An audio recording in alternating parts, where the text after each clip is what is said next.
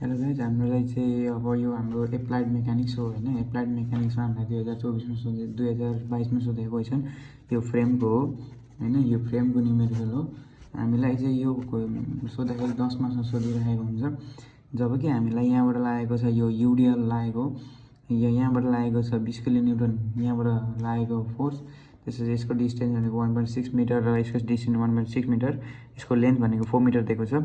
र हामीले यसमा इएमएफ भनेको यसमा हामीले भर्टिकल होरिजेन्टल फोर्स निकाल्नुपर्ने हुन्छ, भिभी निकाल्नुपर्ने हुन्छ, डाउन यहाँ अपवर्ड लागेको फोर्स निकाल्नुपर्ने हुन्छ।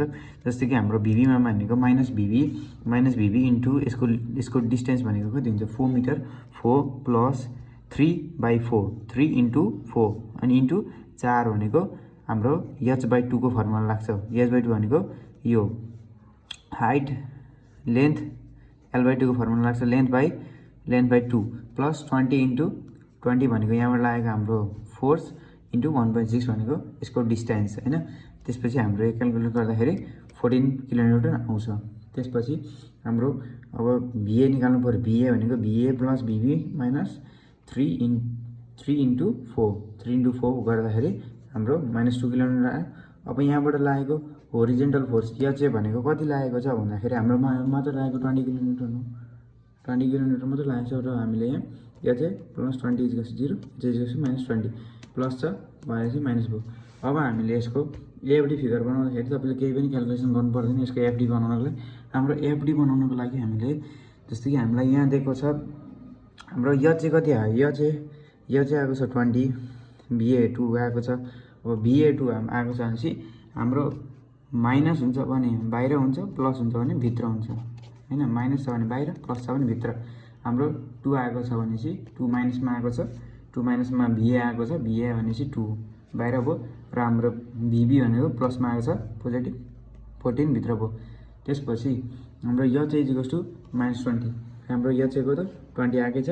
त्यसपछि HC होरिजेन्टल -20 भनेको यहाँबाट लागेको होरिजेन्टल, यो भनेको अपवर्ड, यो माथि गएको होरिजेन्टल लागेको भनेको हाम्रो 20 किलोमिटर छ। त्यसपछि LC अपवर्ड लागेको -20 प्लस 20, -20 भनेको होरिजेन्टल प्लस 20 यो भनेको माथिको होइन। त्यसपछि 0 भयो। HD भनेको हाम्रो यो पोइन्टमा भनेको यहाँबाट लागेको लोड भनेको कुनै पनि लाग्दैन, VA पनि लाग्दैन यसमा पोइन्ट हाम्रो भनेपछि यो 0 हो। अब VD भनेपछि चाहिँ यो भयो क्या हाम्रो VD भनेको यहाँबाट लागेको कति छ चाहिँ के अरे VA भनेको -2 लागेको छ, त्यही भनेको हाम्रो यहाँ माथि गयो -2 भनेको VD। अब VL भनेको यहाँ हाम्रो यो पोइन्टमा हो, यो पोइन्ट भनेको -2 यहाँ लागेको छ अनि -3 इन्टु 4 गर्दाखेरि -14 आउँछ। यहाँ हामीले -14 निकालेको छौँ। अब VR, अब R भनेको राइट साइडमा कति लागेको छ भन्दाखेरि -14 हाम्रो लेफ्ट साइडमा लागेको छ। अब +14 भनेको हाम्रो VB निकालेको छ हामीले 14, यहाँबाट लागेको हाम्रो VB 14 लागेको छ। -14 + 14 गरेर 0 भयो। HE अब यहाँबाट लागेको होरिजेन्टल HE भनेको 0 छ, HB भनेको पनि 0 भयो। त्यसैले हाम्रो यो SFD कम्प्लिट भयो होइन। अब हाम्रो SFD को फिगर त यो केही पनि छैन, बनि नै हाल्छ। यो 20 को 20 को 20 2। अब यो भनेको हाम्रो इन्क्लाइन लागेको छ, यो स्ट्रेट हुनु पर्यो। यो SFD को figure complete. BMD क्यालकुलेसनमा BM = 0, MC -20।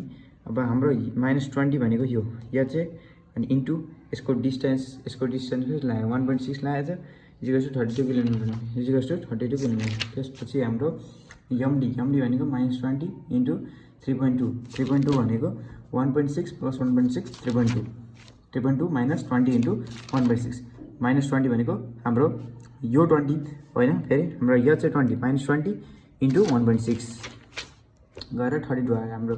अब ME भनेको -2 इन्टु 4 भनेको हाम्रो distance -20 into 3.2 -20 into 3.2 -20 into 1.6 -3 into 4 into 4/2 गरेर हाम्रो 0 हो। अब यो BMD को फिगर पनि बनि नै हाल्छ। यो जस्तै प्लस आएको छ भने माथि हुन्छ, माइनस आएको छ भने भित्र हुन्छ, र प्लस आएको छ भने भित्र हुन्छ, माइनस आएको छ भने बाहिर हुन्छ। र हाम्रो यो भनेको कर्भ भन्छ यो कर्भ बनाउँदा यस्तो बनाउनु पर्यो, यो कर्भ भइहाल्यो। त्यसपछि बिएमडीको ट्रान्सलेसन भयो। यो 2022 मा सोधेको क्वेसन, यो इम्पोर्टेन्ट हो, यो त्यही भएर प्र्याक्टिस गर्नु होला राम्ररी। यति भन्दै मेरो आज भिडियो यहीँ इन्ड गर्छु। Thank you for watching.